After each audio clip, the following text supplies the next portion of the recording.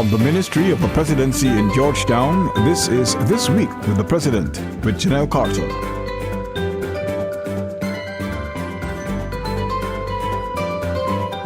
Welcome to our New Year's edition of This Week with the President. A prosperous new year to you, our viewers. In this new year, we will continue to provide you with weekly in-depth updates on policies, programs, and work of the President of Guyana in his quest to realize a good life for all Guyanese. I'm your host, Janelle Carter. In the news this week, President promises improved conditions for maternity wards. Guyanese urged to fully embrace the spirit of national unity as the nation celebrated Human Nabi on December 24th and the birth of Jesus Christ on December 25th. President encourages Guyanese students studying abroad to return home to serve, and President swears in 2 new Public Utilities Commission commissioners. Celebrations are in full swing as the nation ushers in the new year, which is also the year of its 50th independence anniversary. On the stroke of midnight, there was much pomp and ceremony at the Independence Arch Brick Dam, where President Granger and his cabinet members joined with thousands of Guyanese to ring in the new year. Now here's a look at some of the plans the administration has for the nation in 2016. There are several areas that would inform our policy for 2016. First of all is our focus on national unity. That is the focus of the independence celebration will be on strengthening our national unity. I would like to say with regret that Guyana was born in a broken nation. In 1966, we were born under a state of emergency, and the country was divided. And I would like to feel that the 50th anniversary next year will be an opportunity for us to come together again and strengthen national unity. That's the most important thing for me. Secondly, we will be developing our national security because I think coming out of the first decade of this millennium, we've had several threats to security. As you know, what happened during the Troubles, in which a lot of policemen were killed, a lot of citizens were killed, and many of those deaths are still uninvestigated. We're still seeing the aftershocks of the Troubles, with a lot of execution murders and domestic violence and other disorderly crimes. And we'll be paying a lot more attention to national security. President David Granger recently visited the maternity ward of the Georgetown Hospital to deliver special welcome to some of the nation's Christmas babies, after which he promised improved conditions for both patients and nurses. The visit was soon followed by 2 fact-finding tours at the Diamond and Leonore Diagnostic Centers to assess the capabilities of both facilities with a view to upgrading their maternity units at both locations and reducing the load at the Georgetown Hospital. Let's take a look. The President was accompanied by First Lady Mr. Sandra Granger and Minister of Social Cohesion Ms. Amna Ali on his visit to the Georgetown Hospital on Christmas morning. According to the President, it is within his job description to be at the hospital on Christmas morning, not only to spread cheer, but also to have a first-hand look at the challenges patients experience at the institution. We're also very happy to have seen the circumstances. Not that the circumstances are happy, but if we did not come, we would not have known. And I will be working with the Minister of Health to improve the circumstances under which you work and under which mothers have to give birth. Because this is where life starts. And if you don't ensure that you have a safe environment, that the mothers are in a comfortable environment, and that the staff have the resources to do their work, we are likely to have problems down the line. So being here, although I am sure that nobody will say they're satisfied with the physical conditions, I'm glad I'm here to see for myself so that I can work with the ministry and the finance minister to make sure that in future years we overcome some of the obstacles and challenges which we face here. The president promised the staff at the maternity unit that the administration will take steps to enhance working conditions at the facility. In addition, during the visit, President and Mistress Granger presented tokens to the mothers who give birth on Christmas Day. Then on Monday, President Granger, along with Minister of State Joseph Harmon, Minister of Public Health Dr. George Norton, and other medical officials, visited the Diamond and Leonora Diagnostic Centers. The president said his administration will take steps to boost the capabilities of both centers, particularly the maternity unit. Meanwhile, Dr. Norton said, though the tours have highlighted various challenges, one of the aims of the visit was to look at opportunities to build capacity in maternity care. The plan definitely is to improve on the maternity section. I think the mothers deserve better than what is taking place right now at the Georgetown Public Hospital, and we're working towards that. Speaking on overall challenges, the minister said it is critically important for nurse shortages to be remedied. He also said that plans are in train to provide better conditions for nurses as well as patients in maternity wards countrywide.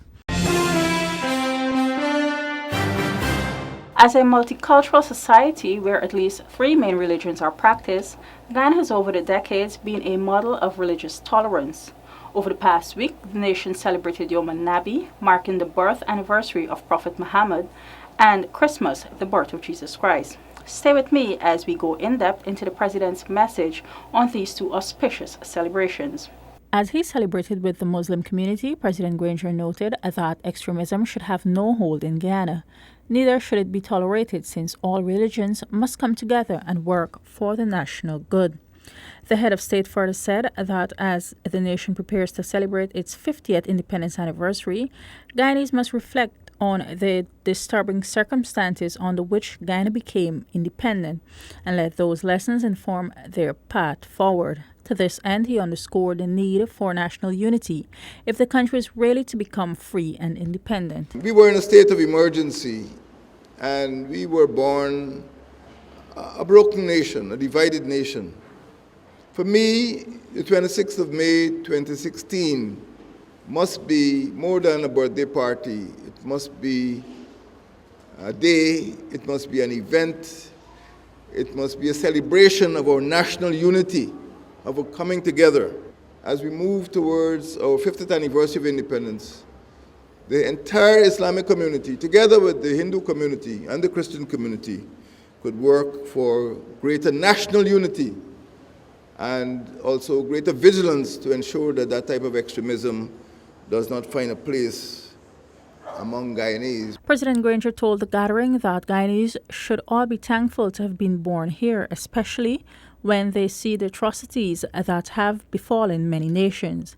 Guyana, the president said, is a role model for the world when it comes to peaceful coexistence and religious tolerance.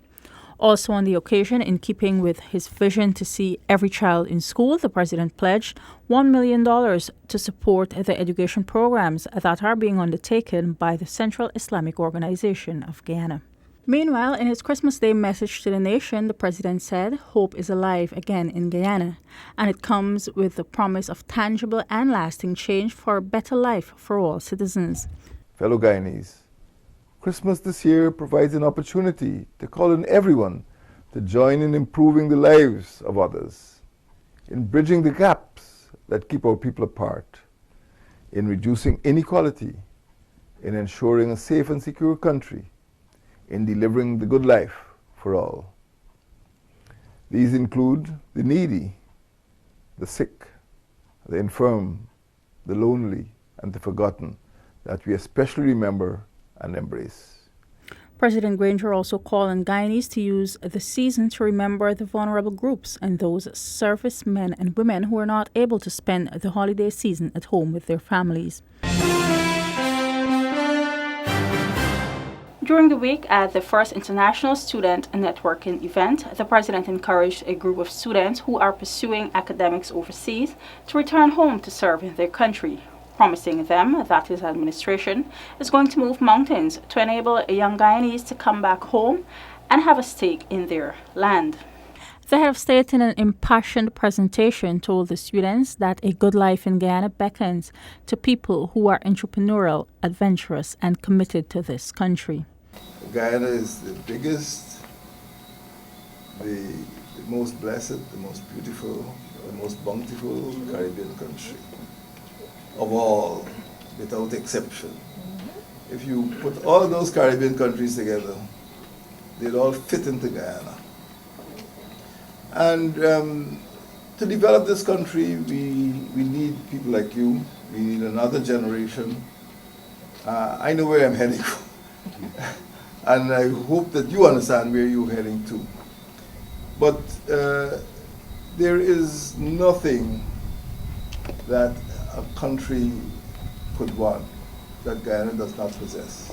Speaking with obvious love for his country, President Granger spoke of Guyana's natural resources and mineral wealth and told the students, most of whom are home for the holidays, that they would be welcome to return to Guyana and serve in their country. We need people who are going to build roads. We need people who are going to open up aerodromes. We need people who are going to develop the country. And that is why we've been putting so much attention, paying so much attention on education to develop a scientific elite, people who are going to burst this country open. There's a good living here. There's a good living for people who are entrepreneurial. There's a good living for people who are adventurous. There's a good living for people who are committed to developing this country. He also said that as Guyana approaches its Jubilee Independence anniversary, it is important that all Guyanese at home and abroad come together to repair the nation. In response to the president's remarks, some of the students expressed hope of returning home to serve. With the right opportunities, I would love to better my country and come back and help with that, especially with petroleum being, in the find and everything. I think that Guyanese coming back to help and all that, it'll make Guyana such a better place, so probably. After my undergrad, I want to go to med school, and I'm hoping to become a neurosurgeon and definitely come back to Guyana. Guyana is a country with many resources, and I look forward to developing my country.